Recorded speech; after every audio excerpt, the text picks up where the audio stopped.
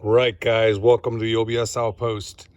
Today we're going to be wedging this massive 2018 crew cab rear seat in the back of this 97 extended cab. Stay tuned to see how it's done. So before we get into the swap, I thought it'd be important to at least collect some data, get some measurements where this factory seat currently sits at.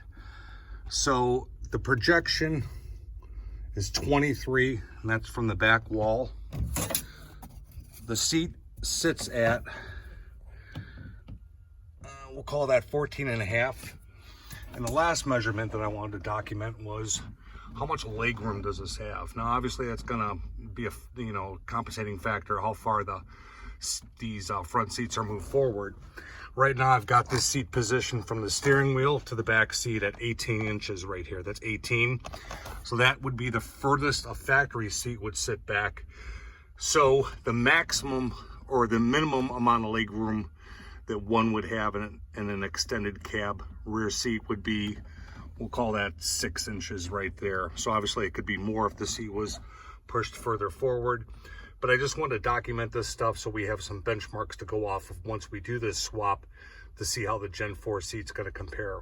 Because this Gen 4 seat's a lot larger. Go ahead and just do a quick side-by-side comparison of these two rear seats, see what we're dealing with. Obviously on the right we have the original 88 to 98 extended cab, and then over here we've got the 2014-2018 Sierra Silverado Gen 4 rear seat. And you can just see how massive that seat is compared to the original one. So one thing I wanted to show you or document here was the projection, the depth measurement on the original seat. Now, the factory we're dealing with about 14 inches. And on the Gen 4, we got 19. So that's 5 inches deeper that seat sits. Well, as you recall, we only had about 6 inches of legroom to spare. So how in the world are we going to take this big, massive seat and squish it in the back of that tiny cab?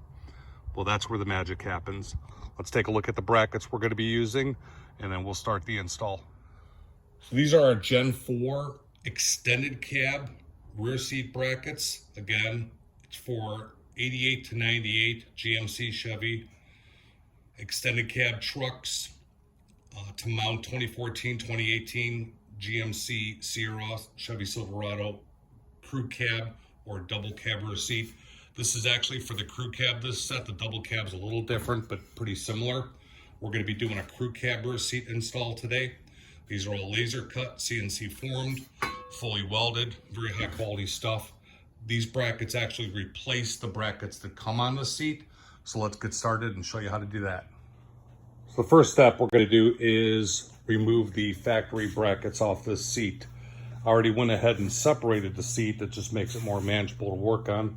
Plus we need to remove the brackets anyway. To separate the seat, there's going to be two 10mm bolts right here.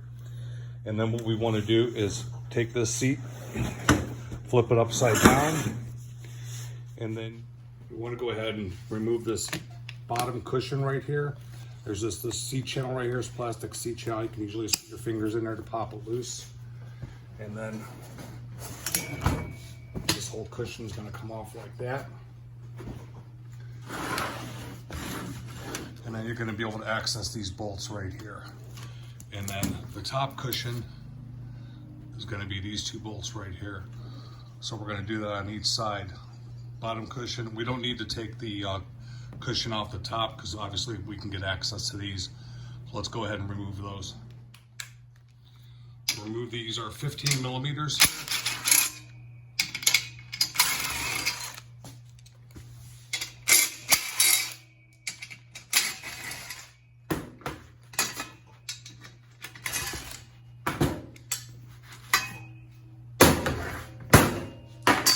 You don't want to lose these bolts, we're going to be reusing them.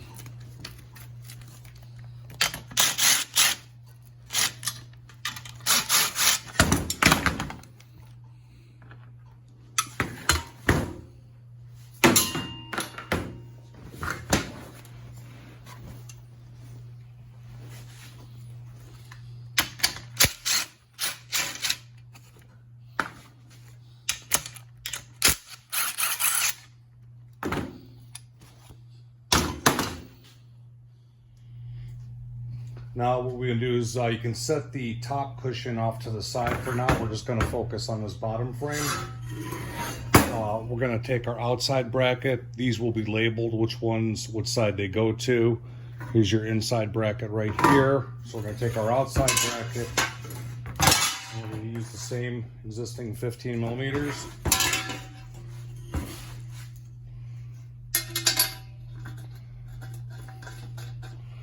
What you want to do is just thread it in there by hand to begin with.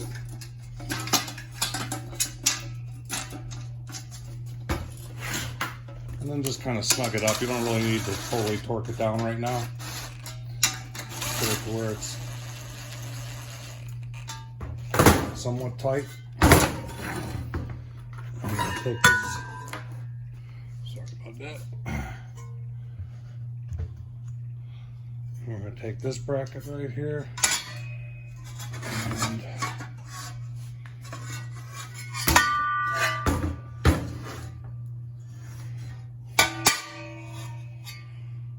And we'll line this bracket right up here like this one. Again, these will be labeled so you know which one goes where.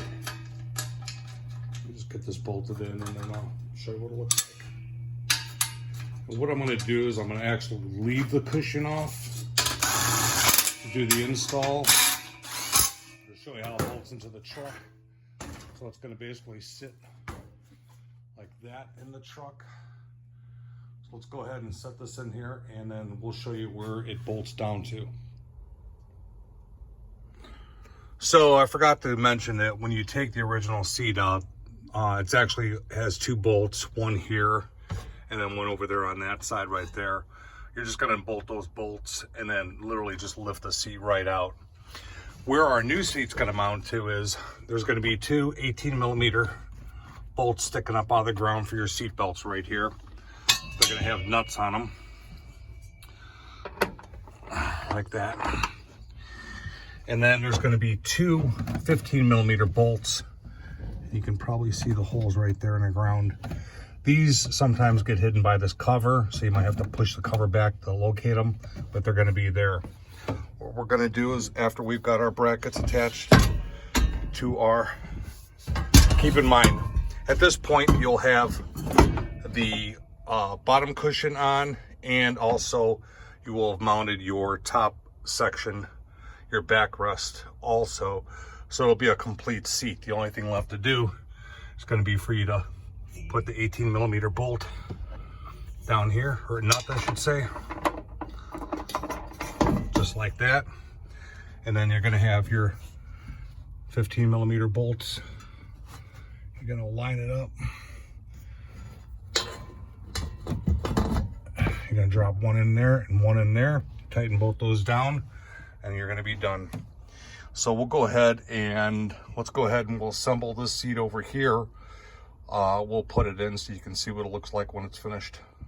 So one other thing I want to mention was these are obviously the bolts that remove the factory seat. There's going to be one on each side. After you pull the seat out and remove it, be sure to put this bolt back in and tighten it down. Reason being, this is what keeps your belt from sliding out, your seat belt. Just go ahead and reinstall that, tighten it down, and you're good. All right, so I went ahead and put the brackets on the double side seat and put the cushion back in place. Gave them a quick coat of black paint. And then there's one mod I want to show you, and it's got to do with the back seat here. So let's flip this upside down or invert it and show you.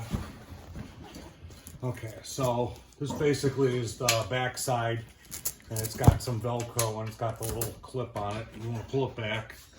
And then there's going to be these hooks here. They're going to be attached. They're welded on. They're not really welded on that great.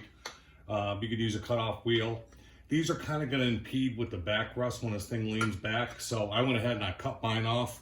There's going to be one over here as well on this side like that. I went ahead and cut them off. You don't need them, they're there. So to attach your backrest, you're basically gonna just set it in place and then just start threading in the two bolts. You got your other 15 millimeter up here, thread them in by hand.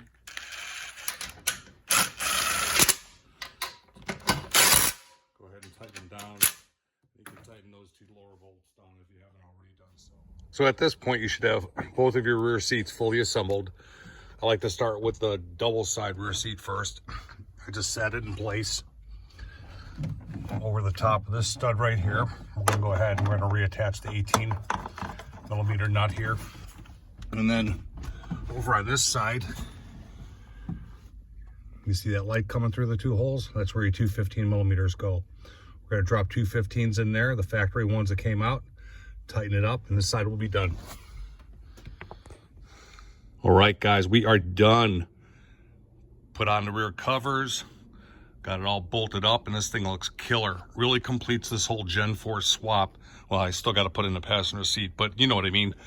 So the moment of truth, how do we do on measurements? Well, we knew the seat was 5 inches deeper than the factory. Get my yardstick there. 23. Damn, that's exactly what the factory seat was. And as far as height,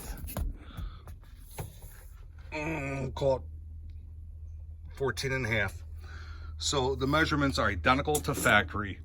That's another first for OBS Outpost. We managed to take this huge, massive rear seat, stuff it in the back of this tiny cab.